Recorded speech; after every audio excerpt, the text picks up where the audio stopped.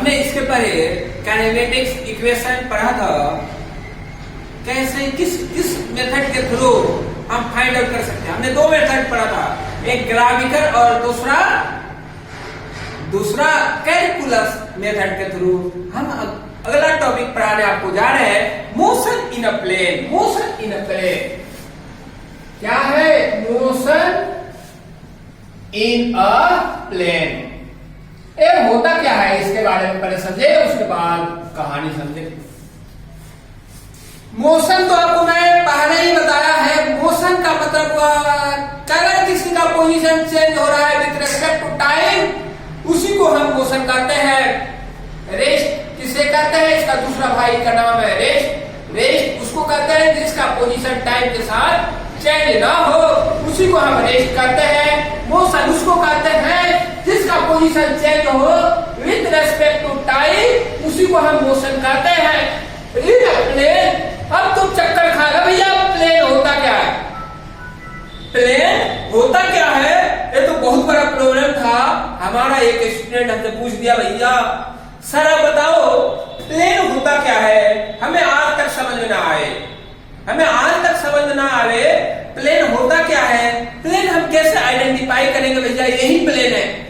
आज कान खोल के सुन लो, एक प्लेन बनाने में दो एक्सिस की रिक्वायरमेंट होती है। एक प्लेन बनाने में दो एक्सिस का रिक्वायरमेंट होता है। Two axis are required for making a plane. कैसे? देखो, एक हमारा ये प्लेन है, इस प्लेन को बनाने में एक एक्स एक्सिस यूज हुआ और दूसरा वाई एक्सिस यूज हुआ, तभी तो एक प्लेन बना, तभी तो एक प्लेन बना। कैसे? देखो, ये एक्स है, ये वाई है और ये जेड है। इस दोनों एक्सिस को यूज करके हमने एक प्लेन बनाया। ये हमारा प्लेन बना भैया, प्लेन। इस दोनों एक्सिस को हमने यूज करके क्या बनाया? एक प्लेन बनाया भैया, एक प्लेन बनाया। इन दोनों को यूज करके हमने क्या बनाया? इन दोनों को यूज करके हमने क्या बनाया? एक प्लेन बनाया। क्या बनाया? एक प्लेन बनाया। कितने प्लेन बन गए? 3 प्लेन बन गए। कौन कौन से प्लेन? एक्स और वाई के बीच में एक प्लेन बनाया, एक्स वाई प्लेन। एक जेड एंड एक्स के बीच में हमने प्लेन बनाया, एक जेड। दूसरा वाई और जेड के बीच में हमने क्या बनाया? एक प्लेन बनाया। 3 प्लेन यहाँ बना के हमने दिखा दिया ना। मीन्स एक प्लेन शो करने के लिए हमें कितने एक्सिस की रिक्वायरमेंट है? 2, एक एक्स एक्सिस और दूसरा वाई एक्सिस, तभी तो हमारा एक प्लेन बनेगा। ये हमारा रूम है, रूम के चारों तरफ कितने दीवारें हैं? 4। इसका मतलब है एक ए वाला प्लेन हो गया, दूसरा ए वाला हो गया, तीसरा वो वाला। ये भी एक प्लेन है भैया, ये भी एक प्लेन है। समझ में आया ना? प्लेन क्या होता है? ये हमारे बोर्ड किसमें है? प्लेन है ना, क्योंकि ये एक्स एक्सिस है और ये दूसरा वाई एक्सिस है। नोटाई भी है, 30 में है, लेकिन हम प्लेन आपको समझा रहे हैं, इसलिए समझ लेना। थिकनेस पे मत जाना, इसके थिकनेस पे मत जाना, लेंथ और विड्थ पे जाना। अगर ये दोनों चीज है इसमें, इसका मतलब है क्या है? हमारा प्लेन है, प्लेन है। समझ में आ गया? इसके थिकनेस पे ना जाना भैया, फिर कंफ्यूज हो जाओगे। अगर थिकनेस पे जाओगे तो 3D में आ जाएगा यार, क्यूबॉइड हो जाएगा, ये क्यूबॉइड शेप का हो जाएगा। इसलिए यहाँ वही एक्सिस की हम बात कर रहे हैं, एक एक्स एक्सिस और दूसरा वाई एक्सिस। 2 एक्सिस है भैया, 2 एक्सिस है, तभी हमारा प्लेन बन सकता है। अब प्लेन के बारे में हम पढ़ने जा रहे हैं। अगर हमारा ऑब्जेक्ट का पोजीशन किसमें हो? प्लेन में हो, तो पोजीशन कैसे डिनोट करेंगे? इसके बारे में अभी हम पढ़ने जा रहे हैं। अभी इसको हटा दे।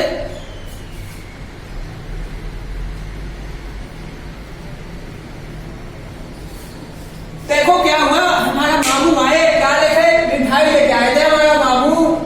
मामू तो मिठाई लेके आया, बट वो कहाँ बैठ गया? रूम में आके बैठा। चलो रूम में ही बैठा देते, यहाँ आके बैठ गया, है ना? अब देखो यहाँ आके बैठा तो क्या क्या हुआ भैया?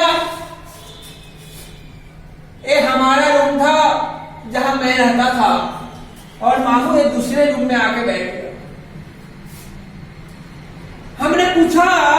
भैया मामू कहाँ बैठा है, तो उन्होंने बताया मामू यहाँ बैठा है, इस कमरे में बैठा है। मीन्स वो हमें मामू का पोजीशन बताया कि तेरे रेस्पेक्ट में मामू इस कमरे में है, इस रूम में है, इतना दूरी पे है। ये उन्होंने रेफरेंस दिया ना हमारा कि आपके रेफरेंस में वो इस पोजीशन पे है, यहाँ बैठा है, इस कमरे में है। हमने कहा ठीक है भैया चलो कोई बात नहीं। हमने देखा कि मामू तो यहां तक गया, एक्स एक्सिस कहां तक गया, यहां तक, 3 तक। फिर मामू वाई एक्सिस में गया वहां तक, 3 तक। सपोर्ट है, हमने एग्जांपल लिया। मीन्स मामू का पोजीशन क्या था, मामू का पोजीशन था 3,3 मीन्स x,y। इसका मतलब है हमने बताया था प्लेन शो करने के लिए अगर प्लेन में हमारा ऑब्जेक्ट है तो उस ऑब्जेक्ट का पोजीशन कितने में आएंगे, 2। क्यों, एक्स एक्सिस भी वो शो करेगा और वो वाई एक्सिस भी शो करेगा। अगर वो प्लेन में होते तो तीनों कोऑर्डिनेट आते, एक्स वाई और जेड। लेकिन ये किसमें है, प्लेन में है, इसलिए कितने कोऑर्डिनेट आए, 2, एक्स एंड वाई। एक्स में हमारा ऑब्जेक्ट कहां से कहां तक गया, 0 से 3 तक गया, तो 3 हमने लिख दिया, 4 होता तो 4 लिख दिए, नेसेसरी नहीं है, दोनों इक्वल ही हो। हमने तो एक एग्जांपल दिया भैया, अगर वाई एक्सिस में गया बंदा तो यहां से यहां तक गया, मीन्स 0 वाला लाइन है, 0 से लेकर 3 तक गया, तो ये क्या हो गया, 3। हमारे मामू का पोजीशन क्या है, 3,3 अब दूसरा। अब मान लो हमारा मामू इधर गया सपोर्ट है। चलो एक दूसरा एग्जांपल लेते हैं। मामू का हमारा क्या है, पाथ है, इसी पाथ को फॉलो करते हुए वो जा रहा है ना। अब देखो ना भैया, मान लो 2 पोजीशन है ना, एक ए है एक बी है। एक टाइम मान लो तो एक्स मान लो, है ना, इसको हमने टाइम मान लिया, यार सपोर्ट है, इसको एक्स एक्सिस मान लो, इसको वाई एक्सिस मान लो। चलो कोई बात, मान लिया ए एक्स एक्सिस ए वाई एक्सिस, क्योंकि हम प्लेन की बात कर रहे हैं, टाइम को हमने हटाया, है ना, हम प्लेन की बात कर रहे हैं, इसके एक्स को वाई। अब देखो यहां हमारा ऑब्जेक्ट है, ए पे अगर मामू थे उस टाइम पोजीशन क्या था, मान लो ए हमारा एक्स आई है, ए क्या है, एक्स एफ है, तो ओरिजिन है, ए वाई आई और वाई एफ है। समझ आया? ए जो पोजीशन है क्या है, एक्स आई को वाई आई और बी का एक्स एफ को वाई। यहां से यहां गया तो पोजीशन कुछ चेंजिंग आया, क्या, एक्स एफ माइनस एक्स आई। यहां से यहां गया तो कुछ पोजीशन की चेंजिंग आई, वाई एफ माइनस वाई आई। समझ में आ गया? इसको हम क्या लिख सकते हैं, डेल वाई, इसको क्या लिख सकते हैं, डेल एक्स। समझे कि नहीं समझे? एक चीज है, जब हम वेक्टर पढ़ेंगे, क्योंकि यहां मोशन की बात हो रही है, डिस्प्लेसमेंट की बात हो रही है, वेलोसिटी की बात हो रही है, इसका मतलब है हम वेक्टर क्वांटिटी के बारे में बात कर रहे हैं, हमें डायरेक्शन मालूम है ऑब्जेक्ट का, हमें पोजीशन मालूम है, हम डायरेक्शन पे डिपेंडेंट है, तो देखो ना, एक कुछ होगा, मान लीजिए डेल आर है, सपोर्ट है। हमने कहा था अगर कोई भी राइट एंगल ट्रायंगल बने भैया, राइट एंगल ट्रायंगल बने, हम पहले ही बताए थे भैया, याद रखना, वो मैं पहले इसलिए बता दिया था क्योंकि हमें मालूम था हम वेक्टर के बारे में पढ़ेंगे। देखो हमने कहा ये दोनों जो बड़ा बड़ा लाइन है ना, ये बड़ा बड़ा जो लंबू है वो क्या होगा, दोनों छोटू के बराबर होगा, तभी दो कंपेयर कर पाएंगे। अगर एक लंबू को मानना है तो दोनों छोटू को आपस में क्या होगा, मिलना होगा, दोनों छोटों को आपस में मिलना होगा। ये मैं पहले ही बताया था, दोनों छोटों को आपस में मिलना होगा। एक चीज मैं आपको और बता दूं, जो वेक्टर में बताएंगे, एक चीज आप पढ़े होंगे आई जे और के। ये जो यूनिट वेक्टर है ये क्या होता है, डायरेक्शन को शो करता है। आई किस डायरेक्शन में होता है, एक्स, जे, वाई और जे जेड एक्सिस में होता है।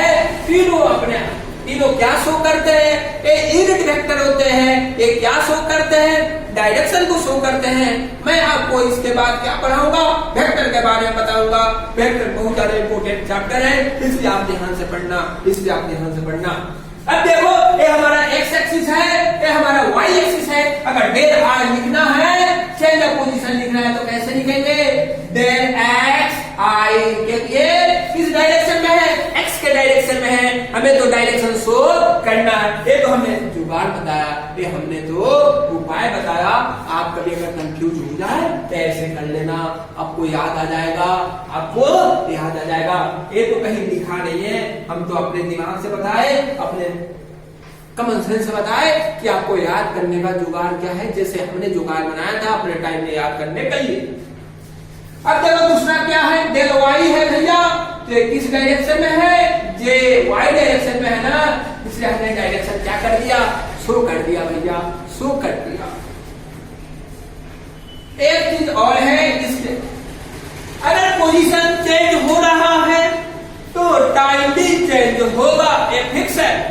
अगर पोजीशन चेंज हो रहा है तो टाइम के साथ ही चेंज हो रहा है, टाइम रुका हुआ नहीं है, टाइम तो कंटिन्यूअस चेंज हो रहा है, तो टाइम के साथ हमारा पोजीशन भी चेंज हो गया।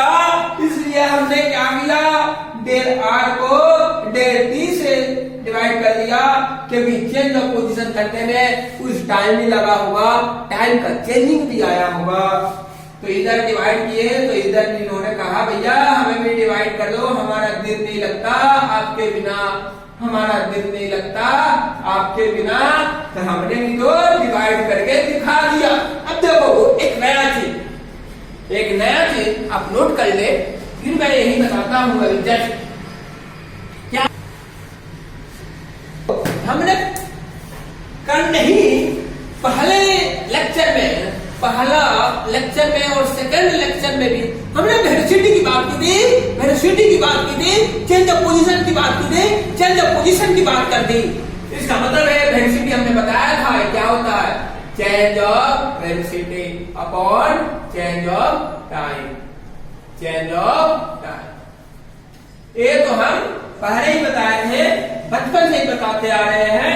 वेलोसिटी का मतलब हुआ change of position upon change of time in del x upon del t. Change of position del r भी लिख सकते हैं अपॉन डेल टी, है ना, चेंज ऑफ पोजीशन है ना भैया, ये समझ में आया कि नहीं। इसलिए इसको हम क्या लिख सकते हैं, इसको हम लिख सकते हैं v equal to v i plus v a x direction में, वाई डायरेक्शन में वी जे।